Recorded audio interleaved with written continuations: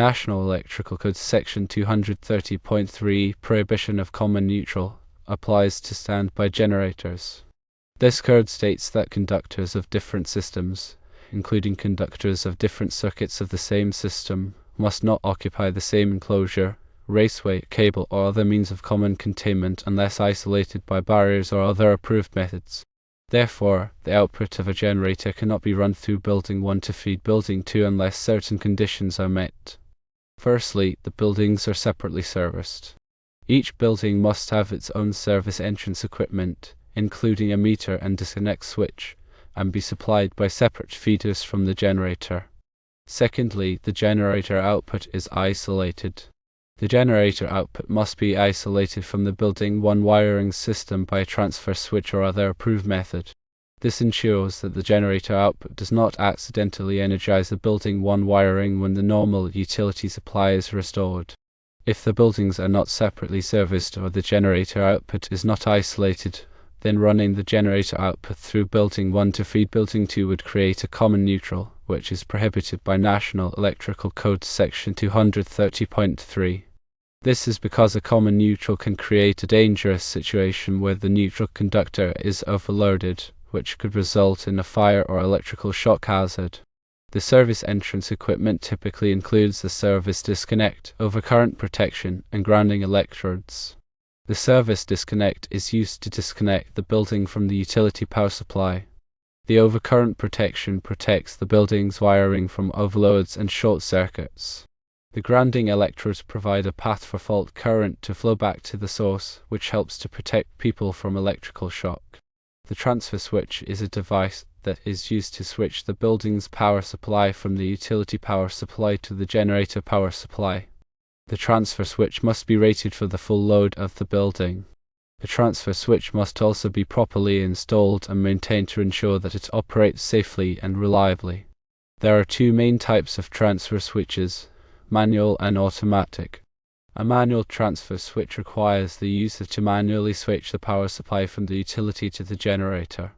An automatic transfer switch automatically switches the power supply from the utility to the generator when the utility power fails. The type of transfer switch that is used will depend on the specific application. For example, a hospital or other critical facility would typically use an automatic transfer switch to ensure that power is always available. A home or small business might use a manual transfer switch to save money. The feeders are the conductors that run from the generator to the service entrance equipment. The feeders must be sized appropriately for the load that they will be carrying. The feeders must also be protected from overcurrent. The neutral conductor is the conductor that carries the unbalanced current from the load back to the source. The neutral conductor must be sized appropriately for the load that it will be carrying. The neutral conductor must also be grounded. Grounding is the process of connecting the neutral conductor to the earth. Grounding helps to protect people from electrical shock by providing a path for fault current to flow back to the source. The National Electrical Code contains specific requirements for grounding. These requirements must be followed to ensure that the electrical system is safe. The common neutral is a neutral conductor that is shared by two or more circuits. Common neutrals are prohibited by the National Electrical Code because they can create a dangerous situation where the neutral conductor is overloaded. The NEC addresses safety standards for electrical installations. Adhering to these codes minimizes the risk of electrical hazards. It's crucial to consult the latest edition of the NEC and local regulations because codes can change over time. The approval of the local authority having jurisdiction is essential for all electrical work. The AHJ ensures that all installations meet the required safety standards. Licensed electricians are trained to understand and apply these codes properly. Using a qualified electrician ensures that the generator is installed safely and correctly. The standby generator system must be properly maintained to ensure that it operates safely and reliably. Regular maintenance should include checking the oil level, fuel level, and battery. The generator should also be tested periodically to ensure that it starts and runs properly. The installation of a standby generator also involves fuel considerations.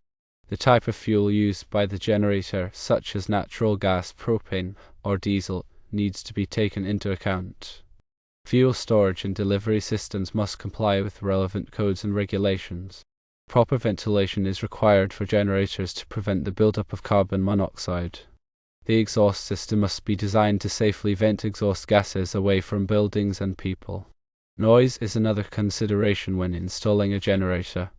Generators can be noisy, so it is important to consider the location of the generator and take steps to minimize noise pollution. Vibration isolation is also important to prevent the transmission of vibrations from the generator to the building. Signage is required to identify the generator and its associated components. Signage should include warnings about potential hazards such as electrical shock and carbon monoxide poisoning. Documentation is essential for the installation and maintenance of a standby generator system. This documentation should include the generator's specifications, wiring diagrams, and maintenance records. Training is important for anyone who will be operating or maintaining the standby generator system. Training should cover the proper operation of the generator, safety procedures, and troubleshooting. In summary, National Electrical Code Section 230.3 applies to standby generators, and it prohibits the use of common neutrals. When installing a standby generator to feed multiple buildings, it is important to ensure that each building has its own service entrance equipment and that the generator output is isolated from the building wiring system. This will help to ensure that the electrical system is safe and that the generator operates reliably. It's also crucial to consult the local authority having jurisdiction and employ licensed electricians for the installation and maintenance of such systems. Doing so ensures compliance with the latest safety standards and regulations. When considering the installation of a standby generator, it's also essential to consider the applicable codes and standards. These codes and standards cover a wide range of topics, including the installation of the generator, the wiring of the generator, and the grounding of the generator.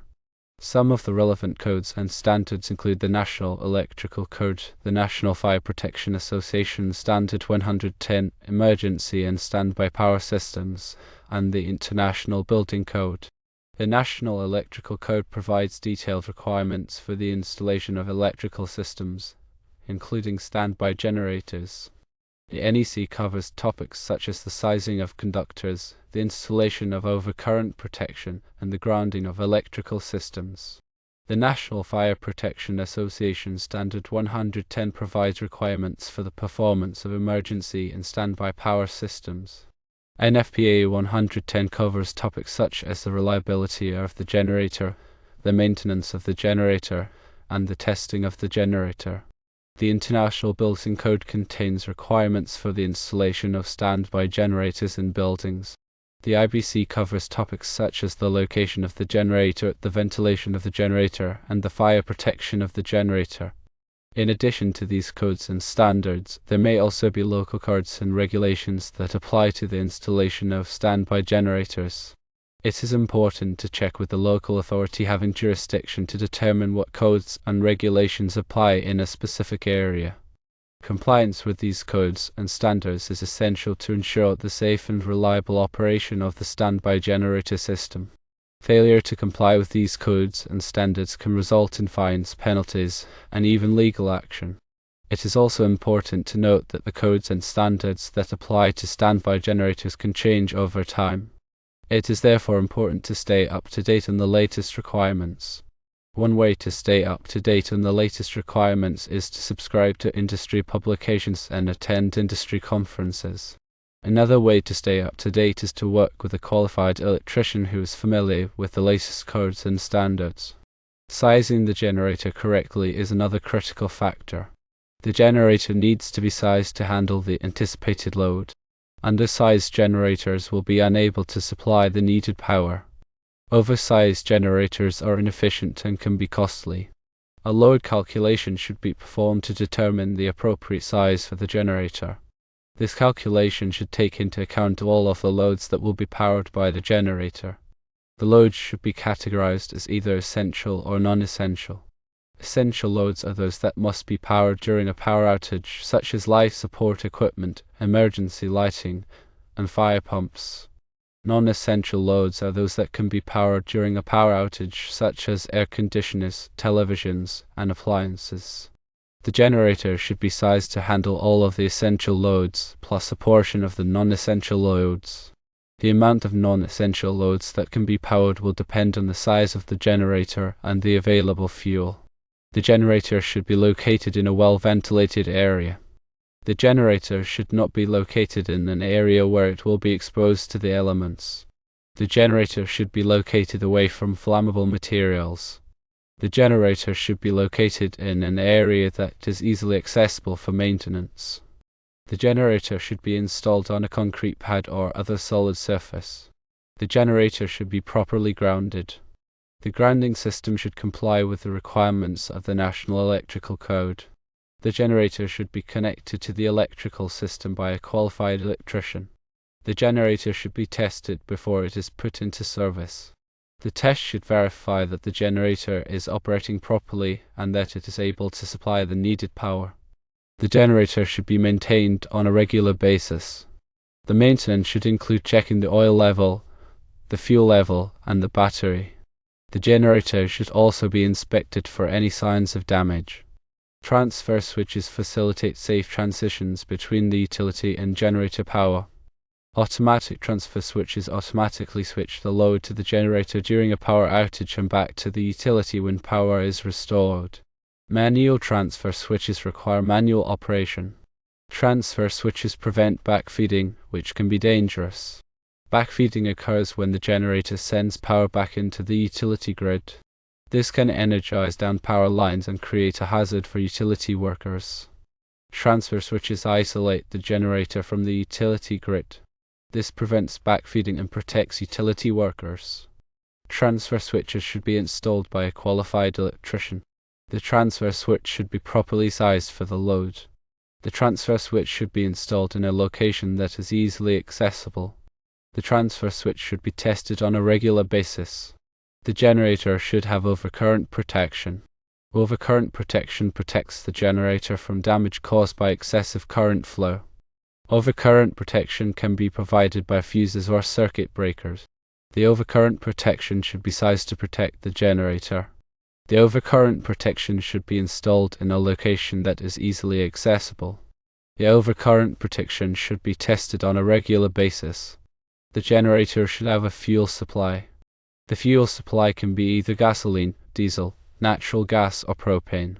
The fuel supply should be adequate to run the generator for the desired amount of time. The fuel supply should be stored in a safe location. The fuel supply should be protected from the elements. The fuel supply should be inspected on a regular basis. The generator should have a battery. The battery is used to start the generator. The battery should be properly maintained.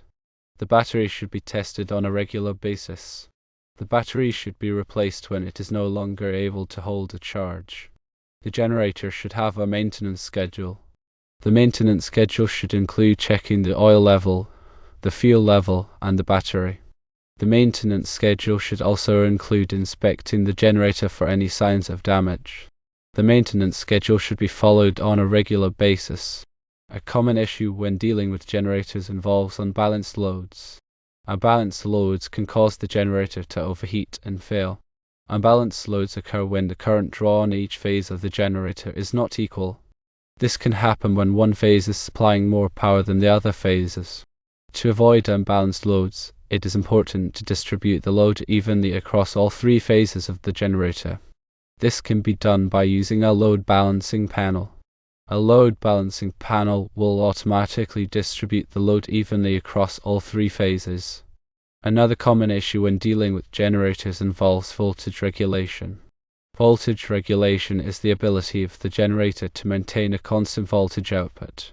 Poor voltage regulation can cause damage to sensitive electronic equipment. To improve voltage regulation, it is important to use a generator with automatic voltage regulation. Automatic voltage regulation will automatically adjust the voltage output of the generator to maintain a constant voltage. Another common issue when dealing with generators involves frequency regulation. Frequency regulation is the ability of the generator to maintain a constant frequency output. Poor frequency regulation can cause damage to sensitive electronic equipment. To improve frequency regulation, it is important to use a generator with automatic frequency regulation. Automatic frequency regulation will automatically adjust the frequency output of the generator to maintain a constant frequency. When connecting a generator to a building's electrical system, it is important to follow all applicable codes and regulations. This includes the National Electrical Code and any local codes and regulations. It is also important to use a qualified electrician to connect the generator to the building's electrical system. A qualified electrician will be familiar with all of the applicable codes and regulations and will be able to connect the generator safely and correctly. It is essential to coordinate with the local utility company.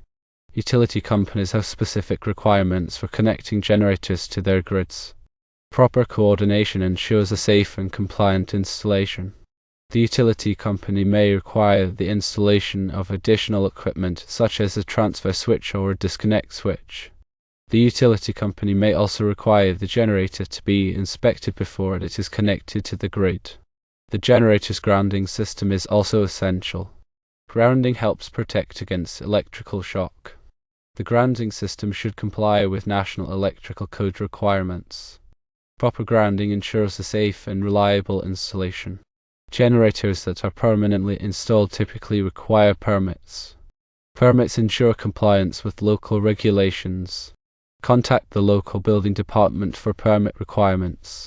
The building department will review the plans for the installation and issue a permit if the installation meets all applicable codes and regulations.